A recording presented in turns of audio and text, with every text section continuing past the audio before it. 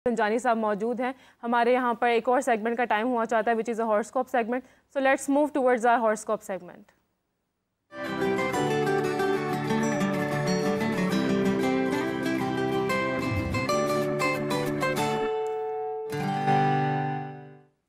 Welcome to the horoscope segment. हमारे साथ मौजूद हैं सैयद अली ज़ंजानी साहब। अस्सलाम वालेकुम sir, welcome to the show. वालेकुम सलाम, बहुत शुक्रिया आपका। ज़ंजानी साहब, आज का हमारा मौजू है जो ओल्ड एज में बीमारियां हो जाती हैं और जो बुज़ुर्ग हैं मुश्किलात का शिकार हो जाते हैं। तो मैं चाहूँगी कि आप बताएं कि किन प्लैनेट्स की वजह से बुढ़ापे में मुश्किलात होती हैं और रेमेडीज़ क्या हो सकती हैं। ऐसा है कि हमारी एस्ट्रोलॉजी के अंदर मरकरी एक ऐसा प्लैनेट है जिसका ताल्लुक इंसान की अक्ल से होता है, उसकी जी। मेमोरी से होता है कि ओल्ड एज में जाके आफ्टर 42 की एज के बाद मरकरी की जो पावर है वो कम होती है और केतु एक्टिव होता है। और ऐसा बिल्कुल भी नहीं है कि ओल्ड एज के अंदर जाके जो है वो बहुत ज़्यादा लोगों को भूलने की बीमारी हो। अक्सर मैंने ये देखा है अपनी प्रैक्टिसेस के अंदर कि हमारी एस्ट्रोलॉजी में जितने भी अफराद इस पूरी दुनिया के यानी 80% लोग ऐसे हैं कि जिनके जायचे पे मरकरी वीक है। हम्म। सिर्फ 15 टू 20% वो लोग होते हैं जिनके बर्थ चार्ट में पूरी दुनिया में मरकरी स्ट्रांग होता है, क्योंकि हर इंसान अगर वो अपने ब्रेन की 100% कैपेबिलिटी यूज करना शुरू कर दे या उसको मिल जाए कुदरती तौर के ऊपर, तो सम टाइम वो भी उसके लिए प्रॉब्लम होती कि वो एक जगह पे कॉन्सेंट्रेट नहीं करता। तो एक जगह पे पता नहीं, ये निज़ाम कुदरत है अल्लाह का, ऐसा है कि एस्ट्रोलॉजी के अंदर हमने देखा है कि कोई भी शख्स हो, वो छोटी एज में है, कई दफ़ा बच्चों को भूलने की बीमारी होती है एग्ज़ाम के अंदर, फिर बड़े होते-होते वो चीज़ें पुख्ता भी हो जाती हैं, फिर एक एज में आके आप किसी के साथ इन्वॉल्व हैं, डिप्रेशन में चले गए हैं, आप आउट ऑफ फ़ोकस हो जाते हैं। आप उसको ज़हनी बीमारी कह सकते हैं। फिर जब ओल्ड एज के अंदर आप जाते हैं, तो आपने अपनी ज़िंदगी का एक पूरा हिस्सा गुज़ारा होता है और वो आपके दिमाग में हर वक़्त चलता रहता है कि आपका दिमाग बूढ़ा नहीं होता, लेकिन आपका जिस्म बूढ़ा होना शुरू हो जाता है। तो हम्म। बहुत चीज़ें ज़हनी तौर के ऊपर जब आप मायूसी मायूसी की तरफ जाते हैं कि अब तो मेरी एज थोड़ी रह गई है, ये नेचुरल है कि बहुत सारे लोगों को फ़ील होता है। तो मैं मोस्टली इन लोगों को ग्रीन कलर की रेमेडी बताता हूँ कि हम्म। आप ग्रीन कलर की रेमेडी किया करें, ग्रीन कलर के कपड़े या अपने कपड़ों में कहीं न कहीं ग्रीन कलर का एलिमेंट यूज़ करें। आप एक स्टोन है ज़मरद, एमराल्ड, वो भी यूज़ किया जाता है। फिर एक स्टोन, उसको हम किडनी स्टोन कहते हैं, दाना फ़रंग इसका नाम है, उर्दू में हम इसको कहते हैं। फिर एक स्टोन है हुसैनी फ़िरोज़ा, ये भी ग्रीन कलर में होता है, ये भी यूज़ किया जाता है उन लोगों के लिए जिनको ओल्ड एज के अंदर हेल्थ के हवाले से, भूलने के हवाले से या कोई भी बीमारी उनको हो जाए, तो अपने जायचे के अकॉर्डिंगली चेक करवा के इन 3 स्टोन्स के अंदर से कोई एक स्टोन वो लेकर पहन सकते हैं। और फिर इसके अंदर सबसे बड़ी खूबी ये होती है कि हमें ये भी डायग्नोस करना होता है कि आपका कौन-सा तरीका इलाज होगा जिससे आपको शिफ़ा मिलेगी।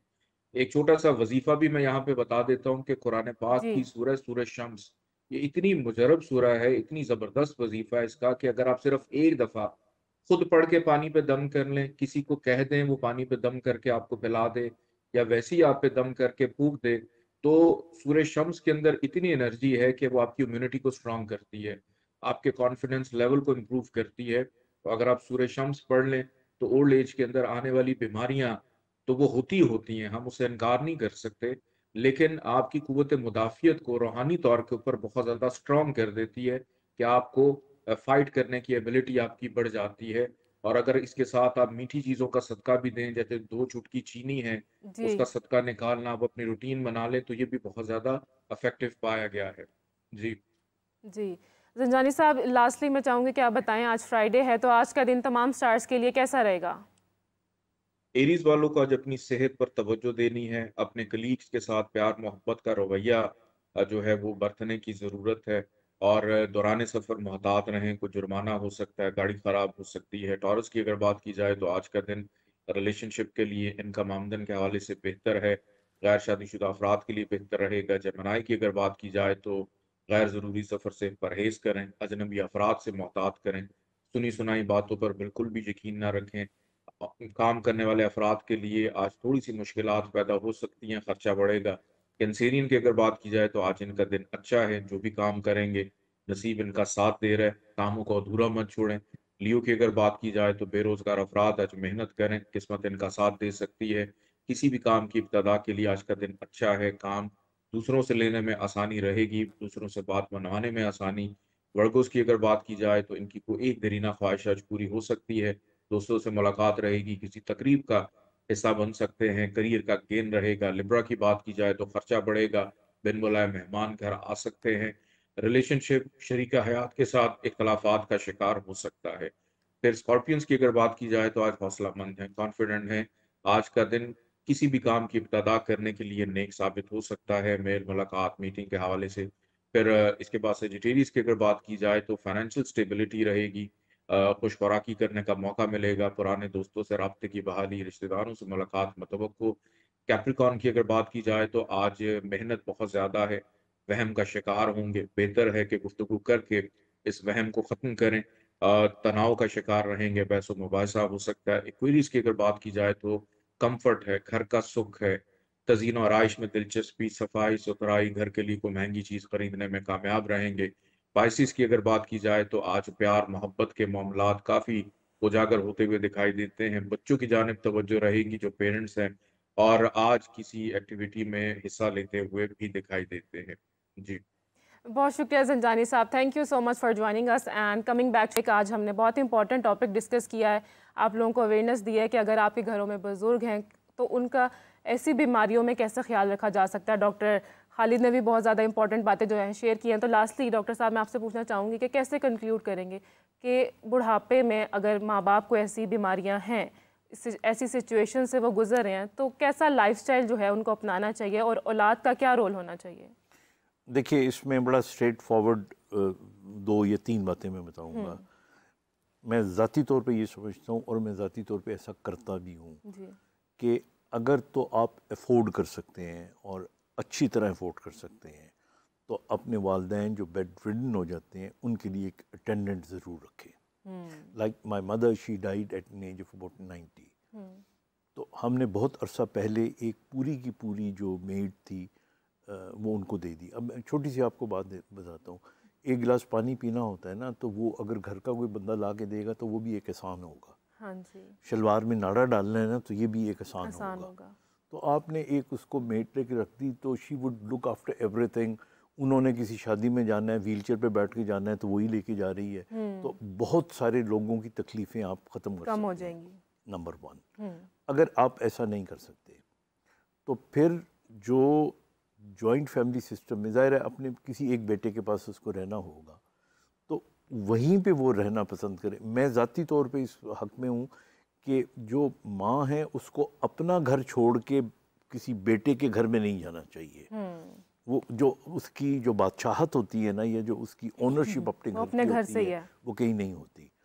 और ऑब्वियसली आप आजकल की दुनिया में जो है ना, लोगों को, बच्चों को आप उनकी मसरूफियात भी बहुत बढ़ गई हैं। अभी भी गांव और शहर के मुकाबले में देखा जाए तो वहाँ पे अभी भी एक बच्चे ने अपनी माँ को हॉस्पिटल लेके जाना हो ना, और अगर गाड़ी ना हो और कुछ भी ना हो तो कंधे पे बिठा के हज भी कराता है और वो लेके भी जाता है। So you need to tame your children as such. और जब भी आप टेम करते हैं उनको, तो अगर आप ज़बरदस्ती करवाएंगे ना तो वो दिल से नहीं करेंगे। और बुज़ुर्गों को थोड़ा सा भी अगर वो हर्ट हो जाते हैं तो इसी उनकी जो साइकोलॉजिकल इश्यूज़ होते हैं वो बहुत ज़्यादा बढ़ जाते हैं। तो आई थिंक थोड़ा समझदारी के साथ, और अगेन मुझे आपको वो लफ्ज़ बहुत अच्छा लगा बिकॉज मैं ये हर जगह पे इस्तेमाल करता हूँ, सलीके से स्ट्रक्चर करें चीज़ों को। अगर आप वो कर देती हैं ना तो सारे मसाइल आपके बहुत से हल हो जाते हैं।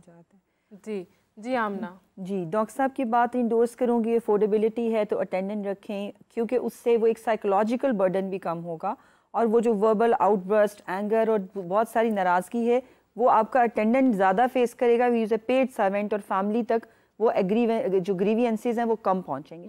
दूसरा ये कि अगर ऐसा नहीं है तो फिर सबको थोड़े थोड़े टास्क और रिस्पॉन्सिबिलिटीज शेयर करनी पड़ेंगी, क्योंकि अगर एक ही प्राइमरी केयर गिवर अगर एक ही होता है तो वो साइकोलॉजिकली इतना डाउन चला जाता है कि even we have seen people who have lost their lives in caregiving। ये इतना ह्यूज बर्डन है, तो इसको समझना, इसे हम अंडरमाइन नहीं कर सकते। लेकिन माँ बाप भी तो उठाते हैं ना बच्चों का बचपन में। जी बिल्कुल उठाते हैं, लेकिन ये जाहिर है जब ये रोल रिवर्सल होता है तो डायनामिक्स चेंज हो जाते हैं, और उसमें जाहिर है एक ट्रेडिशनल रोल ही यही है कि पेरेंट्स जो हैं वो बच्चों का ख्याल रखेंगे और बच्चे अपने बच्चों का ख्याल रखेंगे। डॉक्टर साहब की एक और बात को थोड़ा सा और इलेबोरेट करूँगी, बच्चों को एंगेज करें, ग्रैंड चिल्ड्रंस को एंगेज करें, ये सोच कर के कल को जब आप इस स्टेज पे पहुंचेंगे तो ये बच्चे ट्रेंड होंगे और ये आपका ख्याल रखेंगे। इसलिए नहीं कि आपके ग्रैंड पेरेंट्स जो हैं वो इम्पॉर्टेंट है, इसलिए कि आप अपने लिए ही सोच लें कि हमने भी इसी जगह पे कल को बैठना है।